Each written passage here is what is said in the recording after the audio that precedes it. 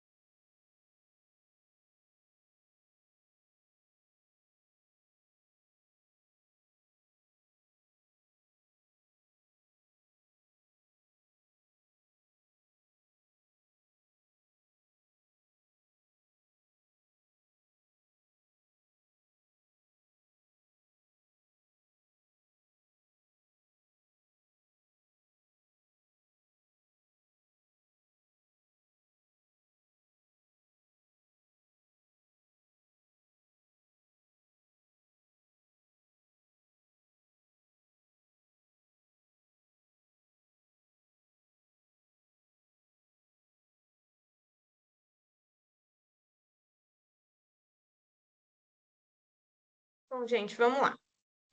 Meu nome é Juliana Cavalca e hoje eu vou dar monitoria para vocês de processo civil. A monitoria ela é voltada para os alunos de quarto semestre, né? Da manhã e da noite. É, E eu fiquei sabendo que a turma da manhã tem aula com o professor Chacon e a turma da noite tem aula com a professora Luísa. Mas eu conversei com os dois, peguei o material dos dois e como o assunto é o mesmo, acredito que a gente não vai ter problema. Mas caso alguém tenha alguma dúvida pontual que eu não tenha abordado aqui no material, enfim, vocês podem entrar em contato comigo, tá? Vamos lá. Bom, eu sou aluna do quinto ano de Direito, estou no 10º semestre, né? Sou estagiária inscrita na Ordem dos Advogados do Brasil, no número 236814. E hoje a gente vai falar um pouco de sujeitos do processo, capacidade processual, litisconsórcio, e eu vou ver se eu consigo chegar com vocês até petição inicial, que é o material que eu tinha preparado para hoje, né? E eu acredito que tenha sido a matéria que caiu na prova de vocês, essa primeira prova.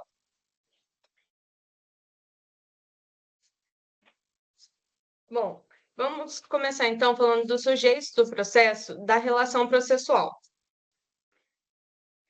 Inicialmente, quando a gente ingressa com uma ação, a relação ela é bilateral, porque a gente só tem a figura do autor e do juiz.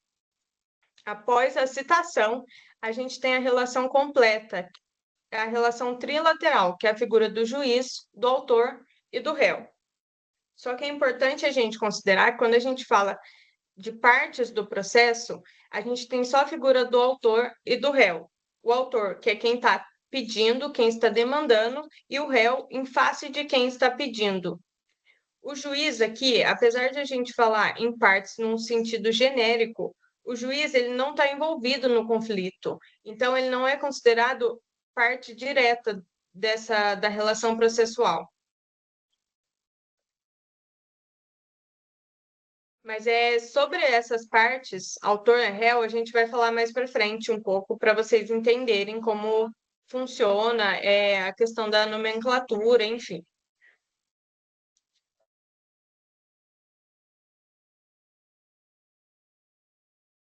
Gente, deixa eu só ver se o material está aparecendo para vocês.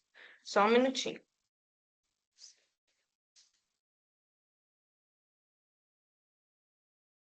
Só para a gente não perder aqui.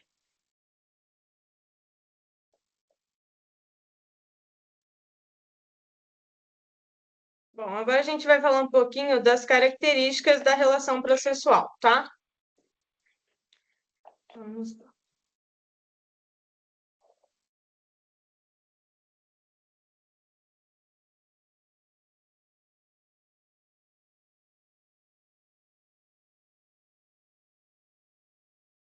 A relação processual, então, ela tem algumas características. Ela é uma relação jurídica, porque ela segue as regras de direito e ela produz efeitos jurídicos. Afinal, é o que a gente procura quando a gente demanda uma ação.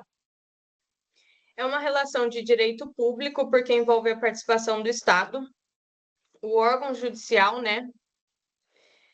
É autônoma, porque ela independe da existência de relação de direito material entre as partes. Ela é complexa, porque abrange uma série de atos processuais, que a gente vai ver mais para frente, estudar os atos processuais. Ela é unitária, porque todos os atos, eles visam um único fim, a sentença de mérito, que vai ser dada ao final do processo. Ela é concreta, porque ela refere-se a uma relação de direito substancial, cuja existência pode ser, ao fim, afirmada ou negada. Ela é dinâmica, porque ela está sempre evoluindo, transformando a cada instante, dependendo das provas que as partes trazem para o processo, enfim. O processo ele vai caminhando de forma dinâmica até que chegue à sentença de mérito, a sentença final.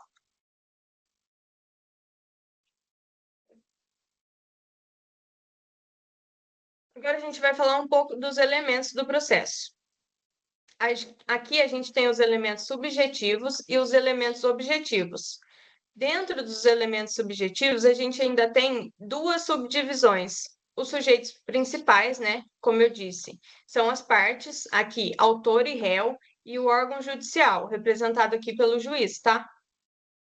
E os sujeitos secundários, que são os auxiliares da justiça, o escrivão, o oficial de justiça, o depositário, o avaliador, o tradutor, são pessoas que atuam que o processo tem o seu andamento, mas eles não estão ligados ao conflito. E tem também os elementos objetivos, que são as provas na fase de conhecimento, né? E os bens na fase de execução, que eles estão ligados ao direito material, que você busca ao final do processo. Bom, a relação processual, ela gera efeitos. Os efeitos da relação processual, ela alcança todas as pessoas envolvidas no processo, autor, réu, terceiro, enfim. E eles podem ser positivos, relacionados aos direitos ou faculdades processuais, ou eles podem ser negativos, relacionados aos ônus, deveres e obrigações processuais. Mas o que são isso?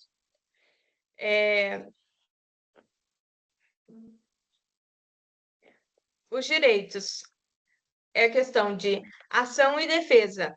O autor tem o direito de ação e o réu, consequentemente, tem o direito de defesa, de se defender do que foi alegado pelo autor. Agora, os efeitos negativos, quando a gente fala de ônus, obrigações e deveres, é importante a gente diferenciar que o ônus aqui, ele é diferente de deveres e obrigações, porque os deveres e as obrigações, eles são algo que você não tem disponibilidade, diferente do ônus. O ônus, por exemplo, se eu sou réu numa ação, eu tenho o ônus de apresentar defesa. Se eu não fizer isso, eu vou ter que arcar com as consequências. E quais são essas consequências? Se eu não apresento resposta, por exemplo, eu sou citado e não apresento resposta, eu vou ser considerado revel. Tudo que a parte autora falou na ação e eu não me defendi, vai ser considerado verdade. Então, o ônus, ele é disponível. Eu posso fazer ou não fazer, mas se eu não fizer, eu tenho que arcar com aquelas consequências. Já os deveres e obrigações, você não tem essa disponibilidade.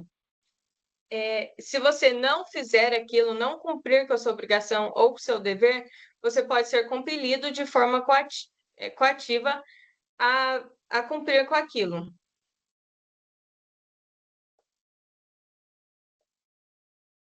Bom, voltando a falar um pouco das partes, no processo a gente tem uma relação tríplice, que é composta pelo juiz, pelo autor e pelo réu.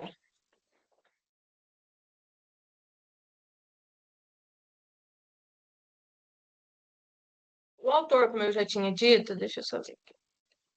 O autor, como eu tinha dito, é aquele que invoca a tutela jurisdicional, é aquele que vai ingressar com a ação buscando alguma coisa. E o réu é contra quem ele invoca, contra quem ele está pedindo, em face de quem ele está demandando, né? E a nomenclatura, ela pode variar de ação para ação. Essa nomenclatura de autor e réu, ela pode variar. Por exemplo, no processo de execução, eu posso falar de exequente e executado. Se eu estou num processo de reconvenção, eu posso falar de recorrente ou recorrido. Se eu estou na fase de recurso, se eu estou diante de um recurso, eu posso falar em apelante e apelado, em agravante ou agravado, enfim, essa nomenclatura ela varia, tá? Não é errado, mas ela varia de acordo com a ação que você está propondo. E é importante entender isso.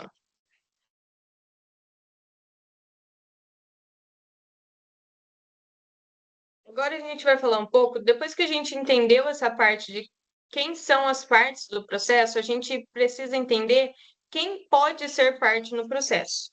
Então, a gente vai falar um pouco da capacidade das partes. Bom, primeiro a gente tem a parte em sentido material. O que é isso?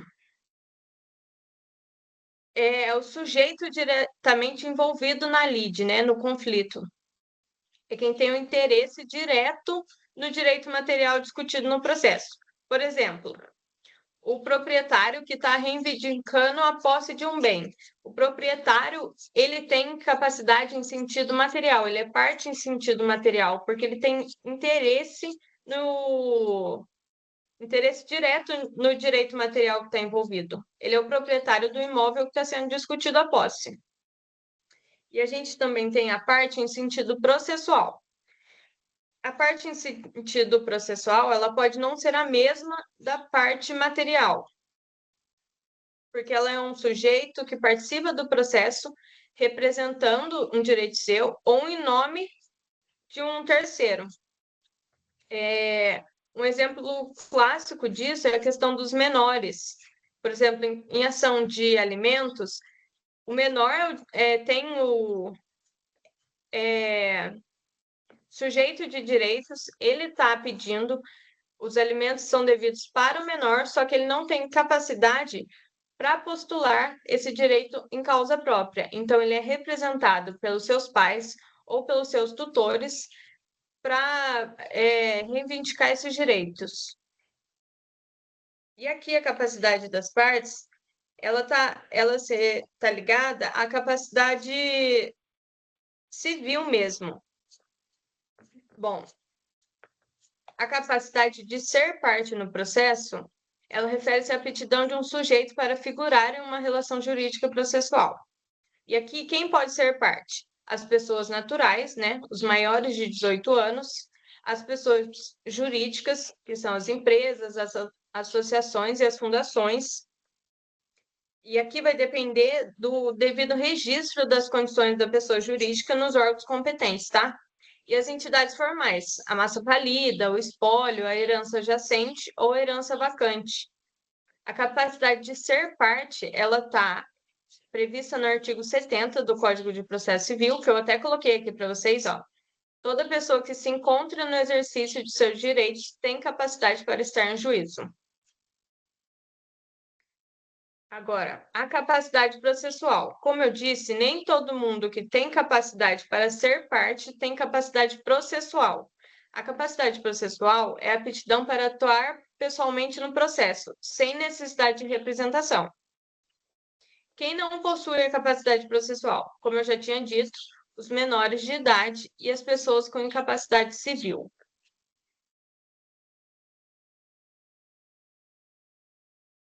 A representação legal. Para os incapazes, a capacidade processual é suprida por meio de representação. E aquela pode ser voluntária, derivada de contrato, por exemplo, um advogado com procuração, ou legal, que é previsto em lei, que é o caso dos menores, que eles podem ser representados pelos seus pais ou tutores. E a representação legal dos incapazes está previsto lá no artigo 71 do Código de Processo Civil. O artigo 71 fala que o incapaz será representado ou assistido por seus pais, por tutor ou procurador na forma da lei.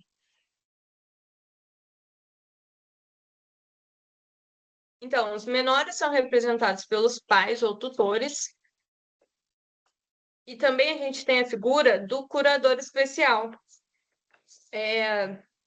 A figura do curador especial, ele nasce em alguns casos específicos que estão previstos lá no artigo 72, que eu até trouxe para vocês, ó. Artigo 72. O juiz nomeará curador especial ao, inciso 1º, incapaz se não tiver representante legal ou se os interesses deste colidirem com os daquele enquanto durar a incapacidade. Inciso 2º. Réu preso revel, bem como ao réu revel citado por edital ou com hora certa, enquanto não for constituído advogado. Daí aqui no parágrafo único, ele fala que a curatela especial será exercida pela Defensoria Pública nos termos da lei. A defesa pelo curador especial geralmente é uma defesa técnica por negativa geral, oferecida ou pela Defensoria Pública, no caso das comarcas que tenham a Defensoria Pública, ou por atuação de advogados por convênio, que é o caso da assistência judiciária, né? Aqui é importante a gente diferenciar que o tutor, ele vai representar, porque eu sei que muitas vezes a gente tem essa dúvida de tutor ou curador. O tutor, ele representa o menor quando não tem pais ou responsáveis, né? Quando, por exemplo, o menor tem o interesse, mas ou seus pais são falecidos ou não tem nenhum responsável, daí o tutor, ele vai ser nomeado. Ou o curador, quando a gente tem a figura de um maior de idade incapaz, que precisa de assistência ou representação, devido à incapacidade mental ou física, permanente ou temporária.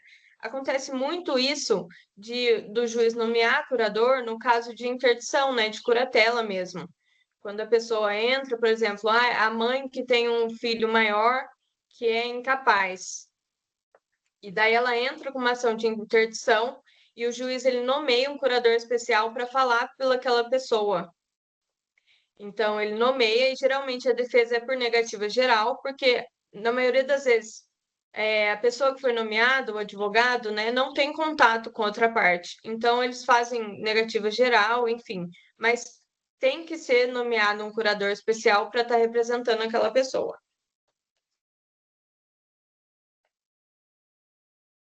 Bom, e quando a gente precisa de representação, mas por algum motivo tem uma irregularidade, o que o juiz deve fazer? O juiz ele deve verificar de ofício a capacidade processual e a representação das partes. Caso haja irregularidade, o juiz vai suspender o processo e ele vai conceder prazo não superior a 15 dias para sanar o vício. Vamos supor que o juiz deu o prazo e a parte ela não corrigiu o vício, ela não sanou o vício, não regularizou a representação processual. O que acontece? A consequência de não regularizar a representação vai depender de qual parte ficou responsável pela regularização. Se for o autor, o processo ele vai ser extinto sem resolução do mérito. Se for o réu que foi intimado para regularizar e não fez, ele vai ser considerado revel. E se for algum terceiro que está no processo, ele vai ser excluído do processo. Então, a consequência de não regularizar a representação processual, ela vai depender da parte que deixou de fazer.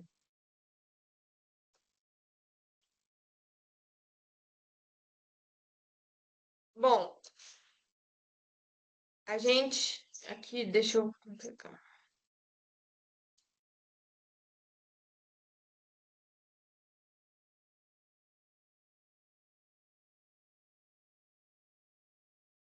Tanto as partes quanto os procuradores, eles têm alguns deveres e eles têm que cumprir com seus deveres. Eu coloquei aqui alguns para vocês, ó, artigo 77 do CPC. Deveres das partes e dos procuradores. As partes e os procuradores, eles têm que expor os fatos conforme a verdade. Eu não posso entrar no processo buscando algum direito, mas omitindo os fatos ou fazendo com que os fatos sejam melhores para mim, sabe? Fugindo do que realmente aconteceu, da verdade desses fatos. Eu não posso formular pretensão ou defesa infundada. Não posso produzir provas inúteis só para ficar lá sobrecarregando o processo. Eu vou juntando um monte de coisa que não tem nada a ver com o que eu estou pedindo. É dever das partes e dos procuradores cumprir as decisões judiciais, manter o endereço sempre atualizado. Isso é muito importante e a gente, na prática, não ocorre tanto, porque às vezes eu entro com a ação, estou morando em um local. E daí, no decorrer da ação, eu mudo de local, mas eu não atualizo. E daí eu preciso ser intimada pessoalmente, enfim, e não acha. Então, é dever da parte e do procurador manter o endereço sempre atualizado, para não ter esses problemas de precisar intimar a pessoa pessoalmente e não achar.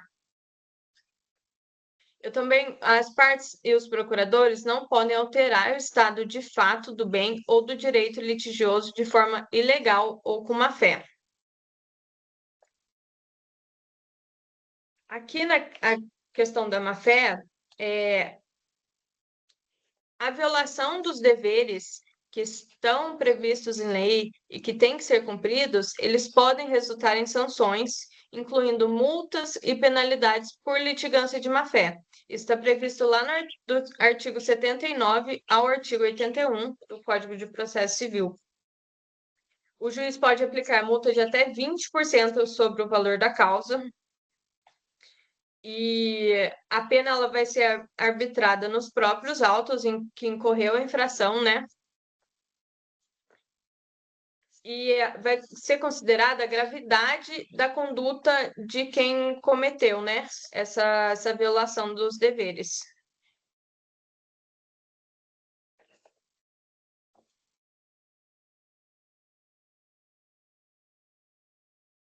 Quando a gente fala de litigância de má-fé, que está prevista lá no artigo 79, a responsabilidade das partes, ela pressupõe o elemento objetivo do dano e o elemento subjetivo, a culpa, que não confunde necessariamente com dolo, podendo se limitar à culpa da natureza grave. Aqui, quando a gente fala também de sanções, a gente tem que falar do dever de indenizar. É,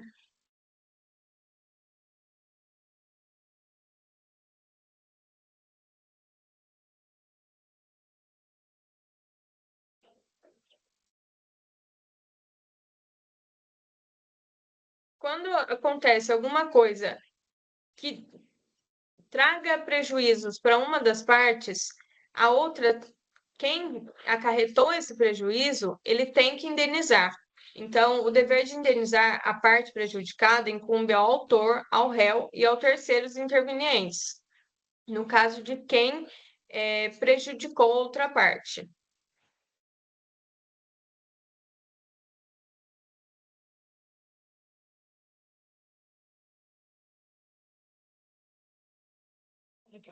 Considera-se litigante de má-fé quem deduzir pretensão ou defesa contra texto expresso de lei ou fato incontroverso, alterar a verdade dos fatos.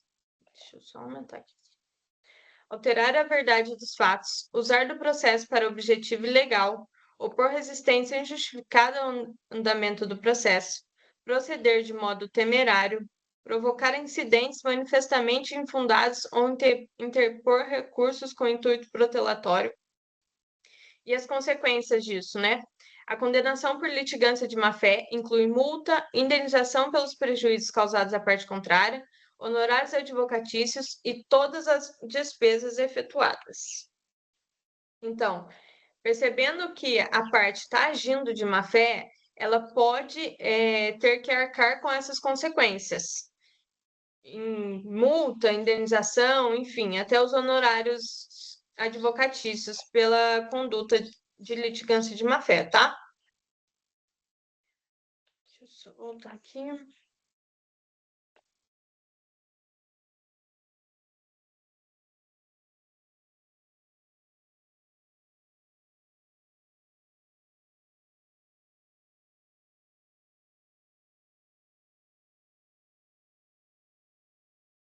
Bom, agora a gente vai falar um pouquinho das custas, despesas processuais e os honorários.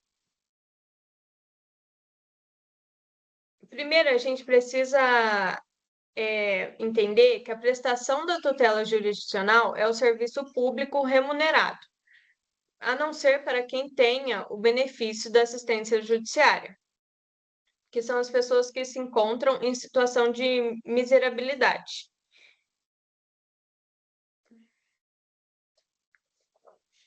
Eu coloquei aqui para vocês, ó, que as partes são responsáveis por prover as despesas dos atos que realizarem ou requererem no processo, antecipando-lhes o pagamento desde o início até o final. Quando a gente vai ingressar com uma ação e a pessoa não é beneficiária da assistência judiciária, né, da gratuidade, ela tem que recolher custas. Hoje, aqui no estado de São Paulo, você recolhe 2% do valor da causa. Então, 2% do valor que você atribuir à causa, você vai recolher de custas. E essas custas, elas são recolhidas no começo do processo. Você entra com o processo e você vai gerar uma guia com esse valor referente a 2% e vai juntar no processo.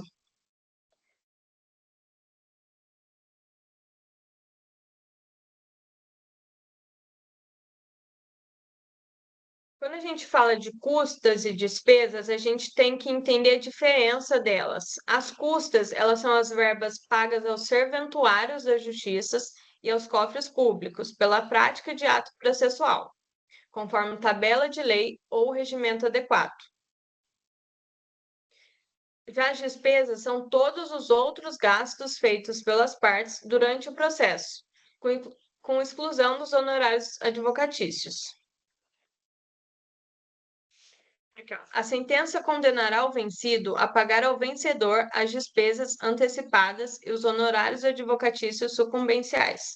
Sobre essa questão dos honorários advocatícios sucumbenciais, a gente vai tratar mais para frente. As despesas, ó, incluem, por exemplo, as custas dos atos do processo, indenização de viagem, remuneração do assistente técnico e diária de testemunha. É claro, gente, que as despesas elas vão variar de processo para processo, da necessidade daquele processo, enfim.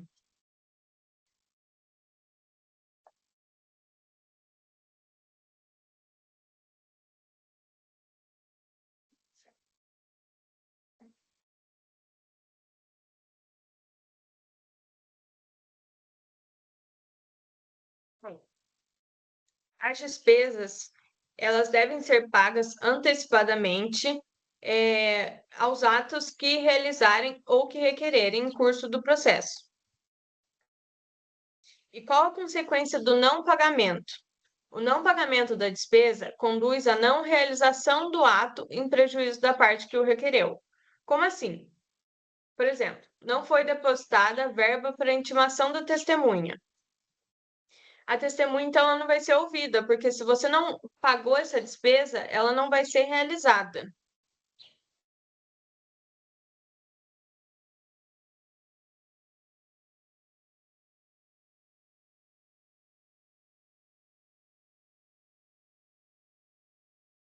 Agora, falando um pouco de honorários de sucumbência.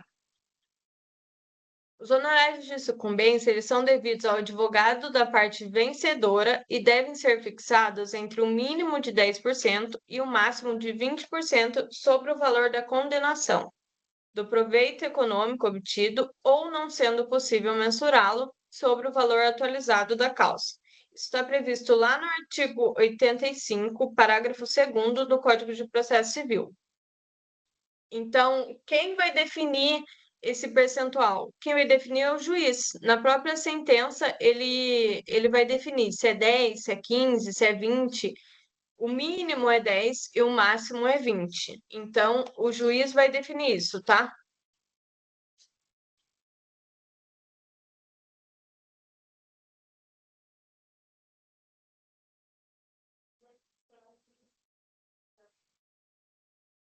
Os honorários também são devidos na hipótese de extinção do processo sem resolução do mérito ou em caso de improcedência dos pedidos. Está previsto lá no artigo 85, parágrafo 6º do Código de Processo Civil.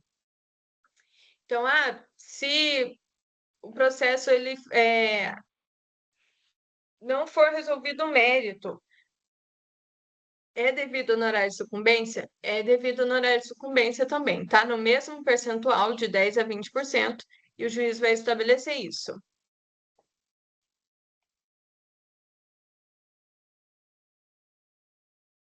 Agora, falando um pouco mais das despesas, né? Falando um pouco mais das despesas, eu coloquei aqui para vocês, o caso de distribuição proporcional das despesas. Quando ambas as partes forem parcialmente vencedoras e vencidas, as despesas serão divididas proporcionalmente. Então, naqueles casos que o juiz julgou, mas julgou parcialmente procedente, ou seja, a gente tem as duas partes foram vencedoras e vencidas nas suas demandas, né? As despesas elas serão divididas proporcionalmente entre as partes. Se uma das partes for vencedora em quase todo o pedido, a outra parte arcará com todas as despesas e honorários. Em caso de litisconsortes, né? Quando houver múltiplos autores ou réus, os vencidos pagarão proporcionalmente as despesas e honorários, e a sentença deve especificar essa distribuição. Se não houver especificação, os vencidos serão responsáveis solidariamente pelas despesas.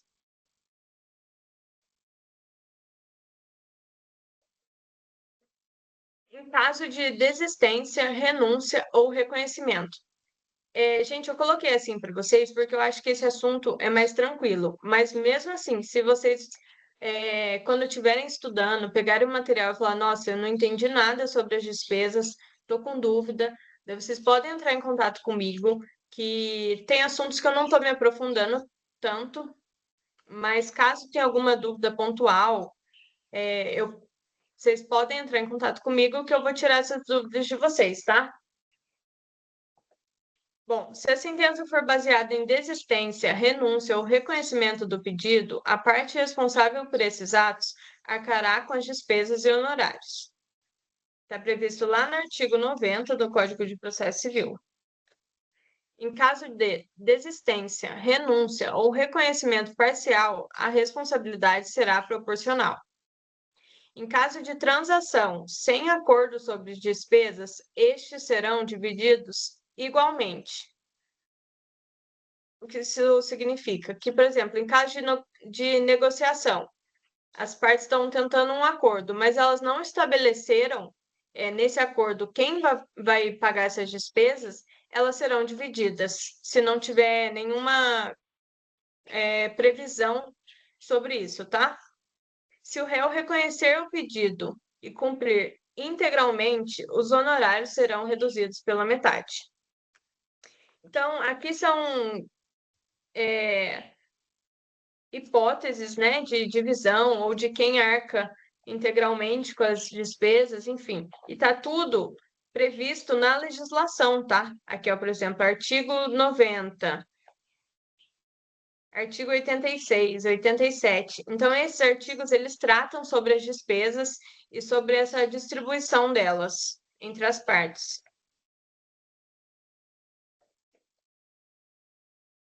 Despesas em sentença sem resolução de mérito. Se o réu solicitar o juiz proferir sentença sem resolução do mérito, o autor não poderá repropor a ação sem pagar ou depositar as despesas e os honorários devidos. Por exemplo, se eu entrei com a ação e o juiz deu uma sentença sem resolver o mérito, eu não posso ingressar com a mesma ação, não posso repropor a ação se eu não quitar todas essas despesas que ficou para trás e pagar os honorários devidos. Então, eu não posso repropor a ação enquanto eu não tiver feito o pagamento de todas as despesas referentes àquele processo. E no caso da gratuidade da justiça, é o direito da pessoa natural ou jurídica com insuficiência de recursos para pagar as custas, despesas processuais e honorários advocatícios. A gratuidade ela pode ser concedida em relação a algum ou todos os atos processuais e não afasta a responsabilidade do beneficiário pelas despesas processuais e honorários advocatícios decorrentes de sua sucumbência. E o benefício da gratuidade da justiça, ele pode ser concedido ou revogado a qualquer momento, tá? Então, daí depende das condições da pessoa que requereu esse benefício, da análise do juiz, enfim.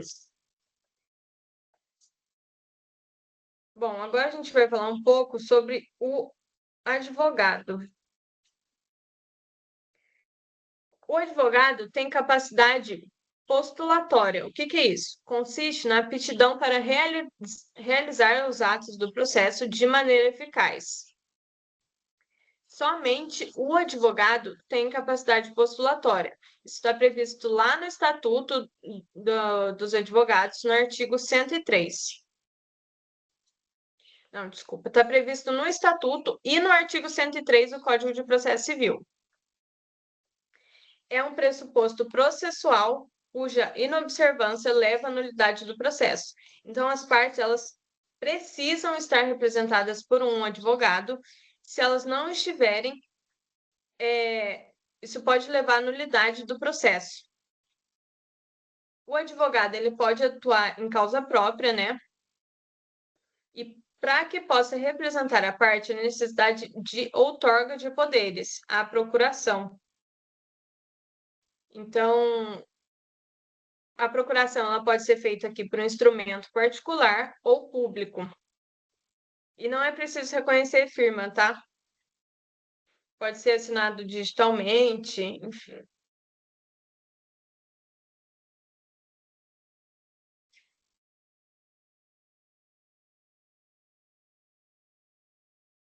O artigo 105 do Código de Processo Civil, ele determina alguns casos em que há necessidade de outorga de poderes específicos. Por exemplo, para receber a citação inicial, confessar, enfim.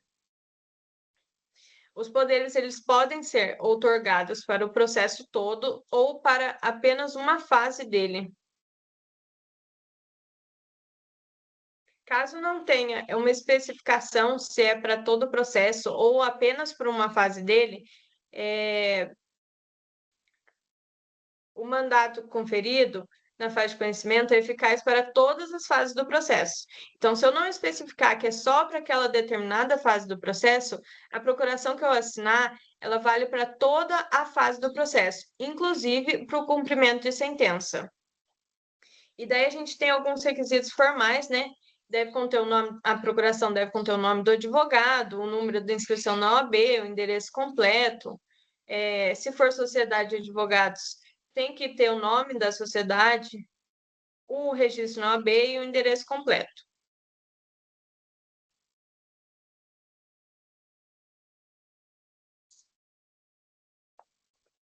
Bom, ainda falando sobre o mandato judicial, né? Ele pode ser revogado a qualquer momento, mas a parte ela não pode ficar sem essa representação. Então, ela pode revogar a qualquer momento a procuração do advogado, mas ela deverá no mesmo ato, constituir outro advogado para substituir o primeiro.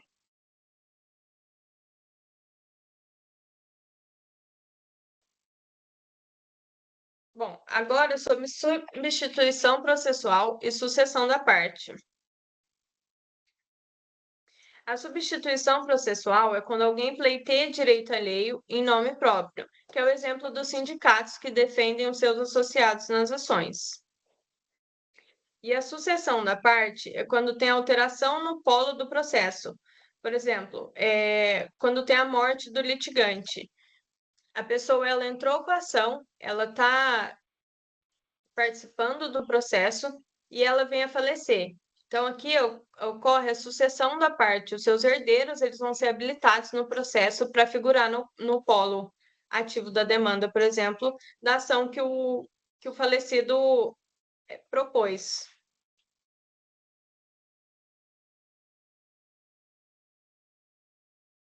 Bom, agora a gente vai tratar de litisconsórcio. O litisconsórcio, ele ocorre quando tem uma pluralidade de partes em um ou ambos os polos da ação. Eles podem ser ativos, passivo ou misto. O ativo é quando eu tenho mais de uma pessoa no polo ativo da demanda, o passivo quando eu tenho mais de uma pessoa no polo passivo da demanda, e ele pode ser misto também, quando eu tenho mais de uma pessoa no polo ativo e no polo passivo da demanda ao mesmo tempo. O litisconsórcio ainda pode ser inicial ou incidental. O inicial, quando ocorre no início da ação, ou incidental, quando ocorre no decorrer do processo. O litisconsórcio ele pode ser facultativo, quando mais de um autor ou réu tem a opção de atuar junto no mesmo processo. Por exemplo, caso de cobrança de dívida, quando tenho várias pessoas cobrando uma companhia aérea, por exemplo, eles poderiam entrar separadamente, mas eles têm a opção de entrar todo mundo no polo passivo, todo mundo propor ação junto. E ele é necessário quando a presença dos litisconsórcios é indispensável para validar o processo. Quando ocorre isso? Quando a gente está diante de ações de direitos indivisíveis. Por exemplo, quando eu estou propondo uma ação, entrando com uma ação de uso capião de bem imóvel que pertence a vários coproprietários. Então, eu não sou a única proprietária daquele imóvel. Então, todos os coproprietários, eles têm que necessariamente figurar no polo ativo da demanda, para validação daquele processo.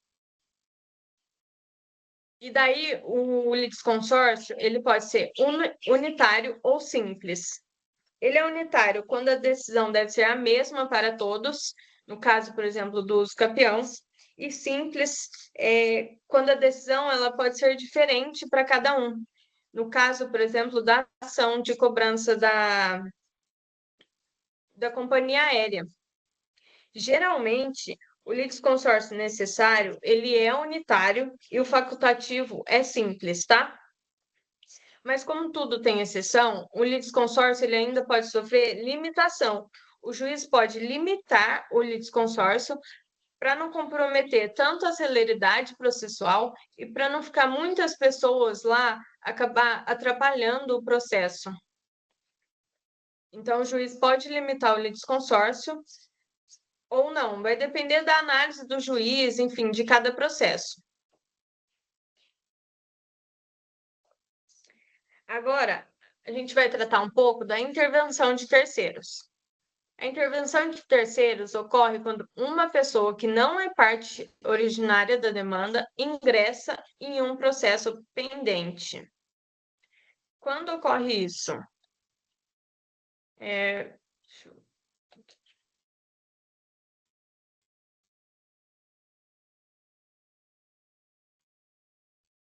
Qual a justificativa da intervenção de terceiros? A justificativa é quando a esfera jurídica do terceiro ela pode ser afetada pela decisão judicial do processo. E quais são os tipos? A gente tem a assistência, a denunciação da lide, o chamamento ao processo, a desconsideração da personalidade jurídica e o amicus curiae.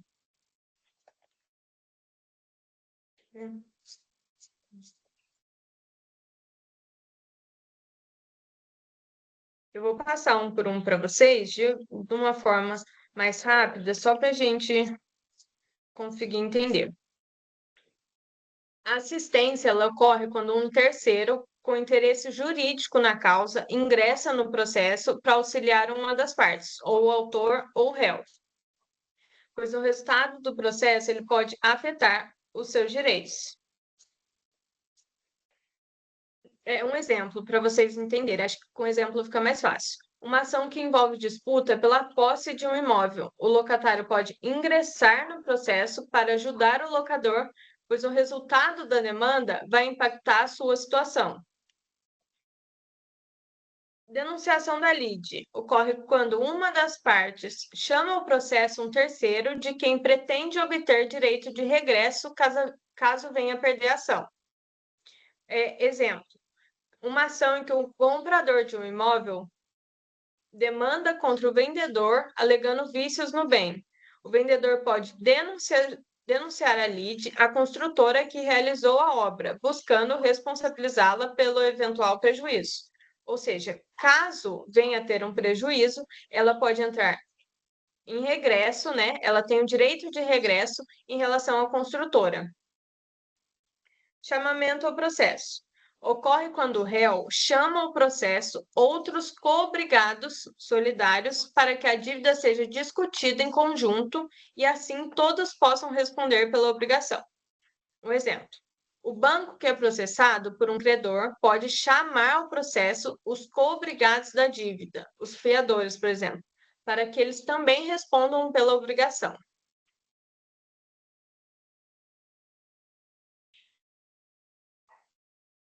O amicus curiae, ele é um terceiro, o amicus curiae, né, o amigo da corte, é um terceiro que ingressa no processo para oferecer informações ou subsídios importantes ao julgamento sem interesse direto no resultado. Aqui, ó, no slide eu coloquei para vocês, exceção, o amicus curiae atua como auxiliar do juízo e não é diretamente afetado pela decisão. Por quê? Qual a finalidade do amicus curiae? É contribuir com informações técnicas ou especializadas que auxiliam o juiz na compreensão do caso, sem assumir uma posição favorável a nenhuma das partes. Então, o amicus curiae, ele participa do processo só para fornecer essa informação técnica, né, para auxiliar o juízo, e depois ele não fica no processo até o final. Ele fornece as informações, auxilia o juízo, e é esse o papel dele, ele não tem interesse na ação. Por exemplo, uma ação que discute questões ambientais.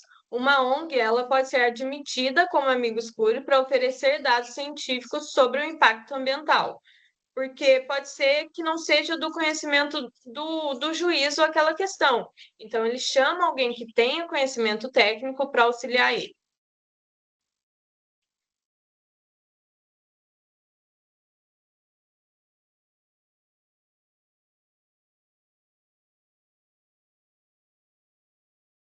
Bom, gente, a gente trabalhou então litisconsórcio, a gente viu as partes, os sujeitos do processo, a responsabilidade, e eu vou ver se eu consigo explicar para vocês agora os atos processuais, e daí na outra aula de monitoria eu começo explicando petição inicial e a linha, né, do tempo do processo e a gente não corta o raciocínio, tá? Os atos processuais. Atos e fatos processuais. Os atos são ações humanas que produzem efeitos jurídicos. Por exemplo, a petição inicial e a sentença. E os fatos são acontecimentos naturais que influenciam o processo. O caso da morte da parte.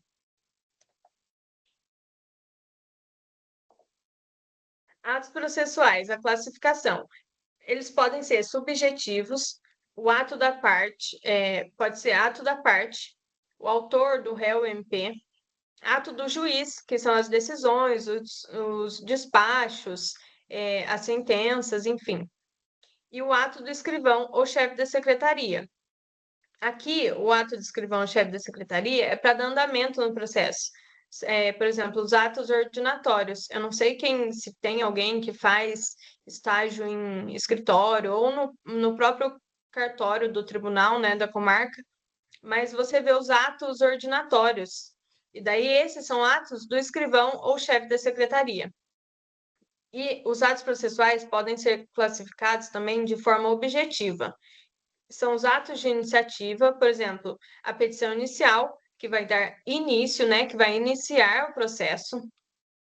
Os atos de desenvolvimento, que é a instrução, que é quando tem a produção de provas, que o juiz vai instruir mesmo o processo para depois poder julgar.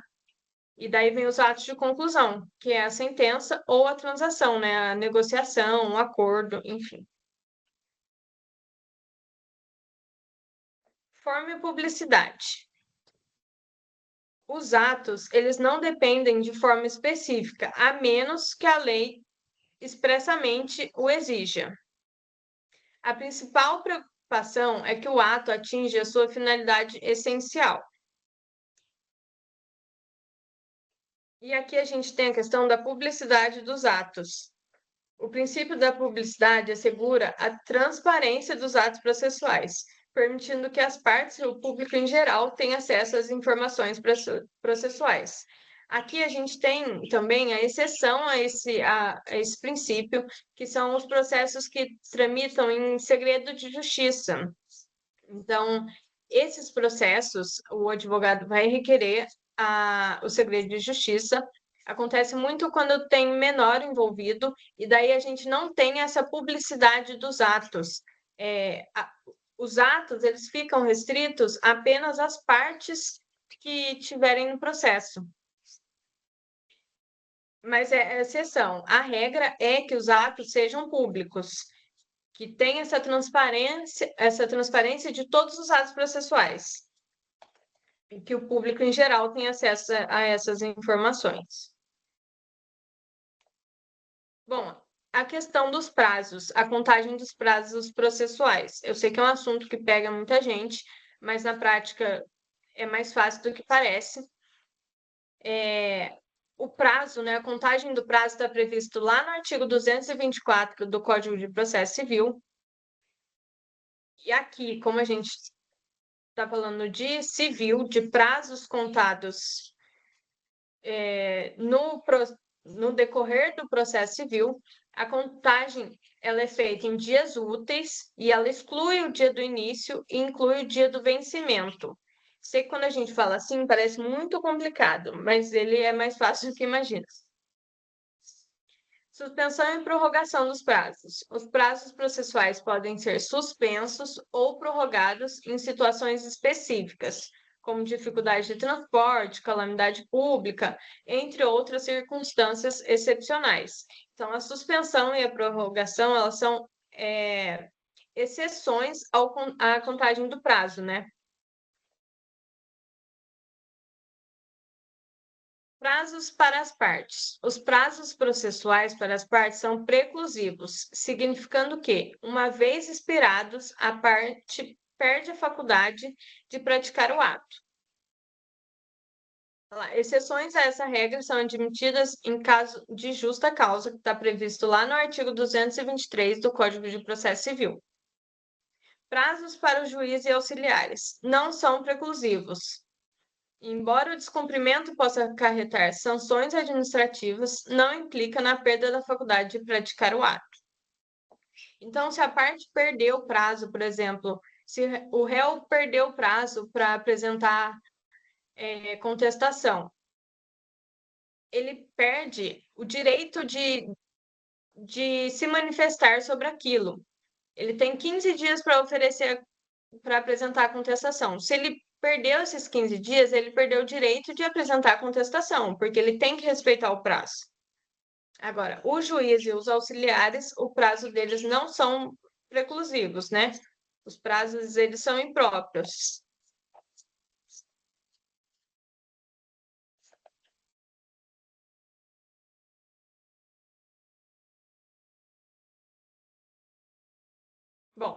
Sobre a comunicação dos atos processuais. O efeito. Através dela, o réu, o executado ou o interessado são convocados para integrar a relação processual. E aqui a gente está falando de citação, tá? Definição. A citação é o ato pelo qual se dá ciência a alguém de que contra ele foi proposta uma ação, convocando-o para responder os termos da petição inicial. A citação é fundamental para assegurar o contraditório e a ampla defesa. Sem a citação válida, o processo é considerado nulo, pois o réu não teve a oportunidade de se defender. E é o que eu falei lá no começo da nossa monitoria, né?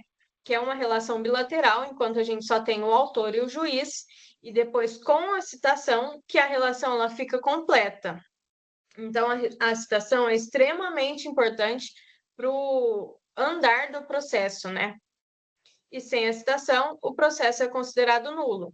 Eu tenho que ter a citação da outra parte para garantir o contraditório e a ampla defesa. Bom, gente, eu vou parar por aqui, porque depois eu começo a falar de petição inicial e porque já deu o nosso horário.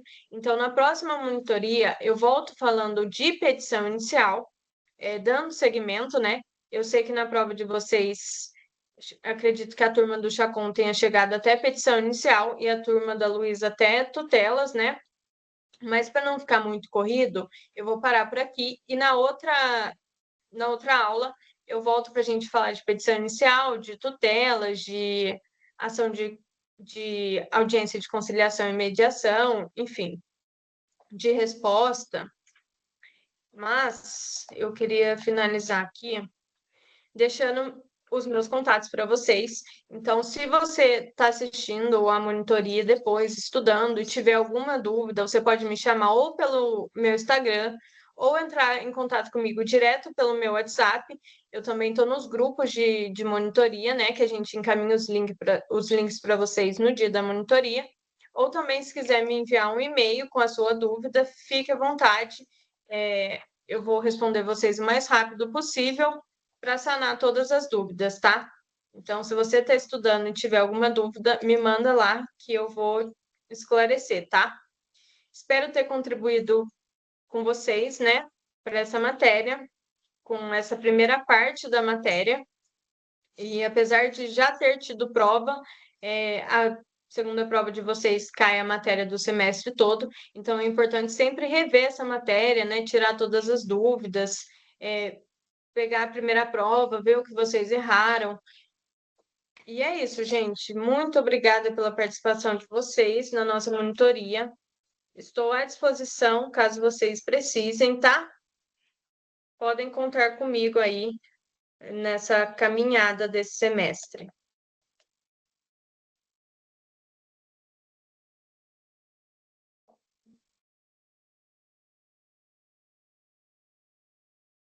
E eu também vou disponibilizar o material para vocês lá no grupo. Então, para quem quiser estudar, acompanhar por ele, eu vou mandar lá no grupo para vocês, tá? Gente, obrigada. Tenham um ótimo final de semana. Tchau.